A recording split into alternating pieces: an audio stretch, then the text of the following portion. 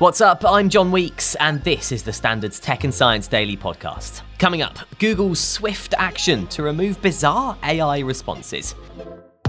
But first, a TikTok expert and journalist has called the Tories' election campaign launch on the platform pathetic compared with Labour's savvier approach. I think one of the reasons why Labour is managing to outgun the Tories when it comes to TikTok is that they're much more natural in terms of how they converse on the platform. So far, we've seen Rishi Sunak for the Tories doing posts that frankly would exist on any other social media platform. And Labour's approach is much more native to the platform and much more fitting to what you would see on your feed anyway. Chris Stokel-Walker, author of TikTok Boom, the inside story of the world's favourite app, has told Tech and Science Daily the Tories are missing the mark on the social platform.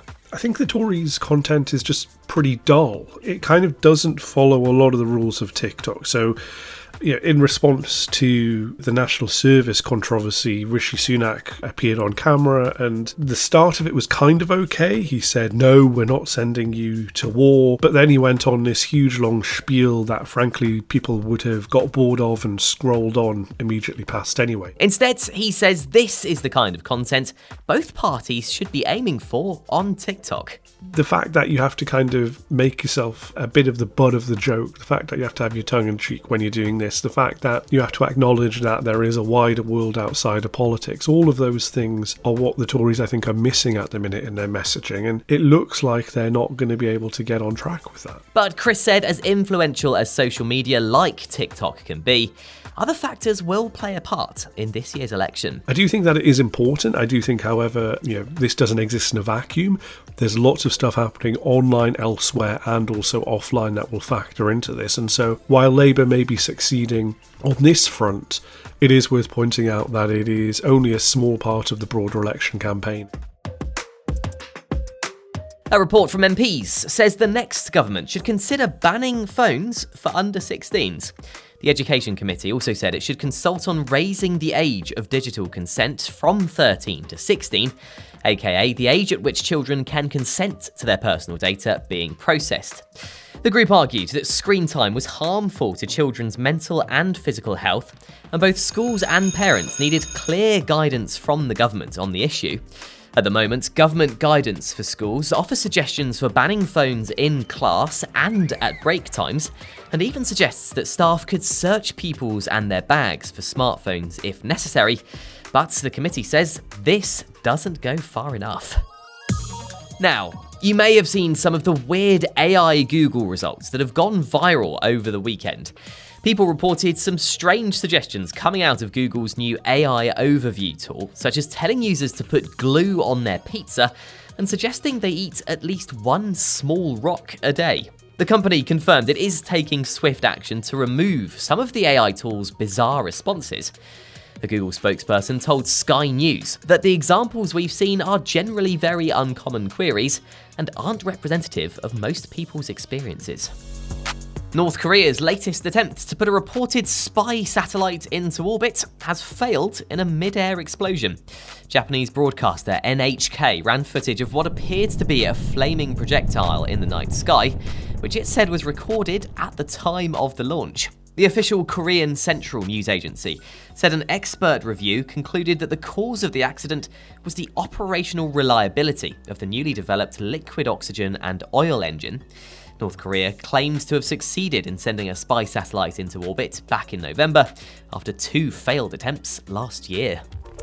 There's a warning AI regulators in the UK are under-resourced compared with the companies actually developing the technology.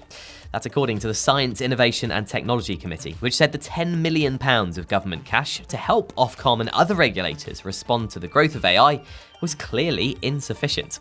Their report also raised concern about suggestions that the new AI Safety Institute has been unable to access some developers' models to perform pre-deployment safety testing. The group is calling on the next government to publicly name any AI developers who don't submit their models for the safety testing and report their justification for refusing. Coming up, California drivers could be charged for each mile they drive, and why you might start seeing more Android users humming into their phones. Stay up to date with the latest tech and science news. Hit follow during the break.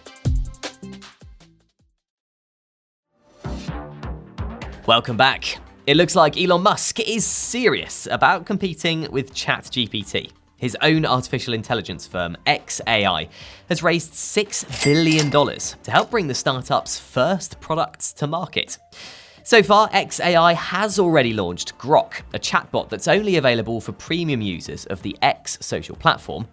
The company's reportedly planning to build its own AI supercomputer that will power Grok by late next year.